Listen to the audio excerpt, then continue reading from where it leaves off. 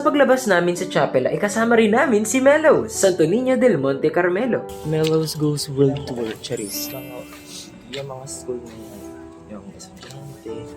Pwede ba tayo makipag-interact sa kanila? Oo naman. Nakita rin namin ang court kung saan naglalaro ng basketball at iba pang sports ang ating mga seminarista. At sa isang hindi inaasahang break time, ay may dalawang seminarista tayong nakapanayam, sina Brother Arwel at Brother Daniel. 4 years na si Brother Arwel nag-aaral dito sa seminaryo.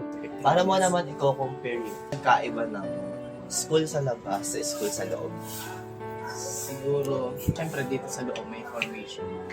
Although wala naman siyang pagkakaiba sa curriculum na nag-aaral.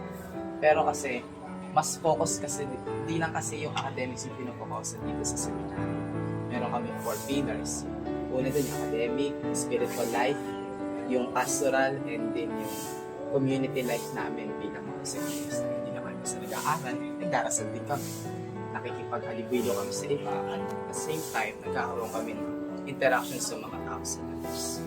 Talagang isang community. Kailan mo talaga po yung simbahan.